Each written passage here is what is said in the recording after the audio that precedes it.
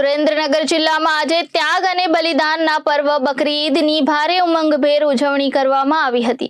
આજે સવારથી જ મસ્જિદોમાં નમાઝ માટે અબાલ વૃદ્ધ ઉમટી પડ્યા હતા અને શ્રદ્ધાભેર ખુદાની બંદગી કરી દુઆ માંગી હતી। ત્યારે લખતર ખાતે પણ બકરી ઈદની શાંતિપૂર્વક રીતે ઉજવણી કરવામાં આવી હતી। લખતર જુમ્મા મસ્જિદથી જુલુસ કાઢી કબ્રસ્તાન ખાતે ખાસ નમાઝ અદા કરવામાં આવી હતી।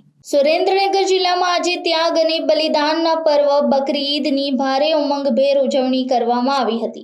આજે સવારથી જ મસ્જિદોમાં નમાઝ માટે અબાલ વૃદ્ધ ઉમટી પડ્યા હતા અને શ્રદ્ધાભેર ખુદાની બંદગી કરી દુઆ માંગી હતી। ત્યારે લખતર ખાતે પણ બકરી ઈદની શાંતિપૂર્વક રીતે ઉજવણી કરવામાં આવી હતી।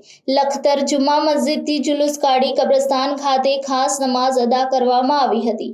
ત્યારબાદ એકબીજાને ગળે લગાવી ઈદની મુબારકબાદી પાઠવવામાં આવી હતી।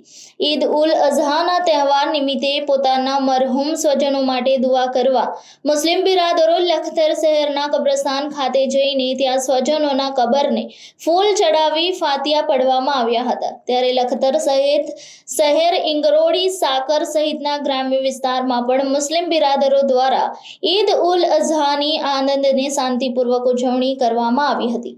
Bureau report Janadesh news Surendranagar.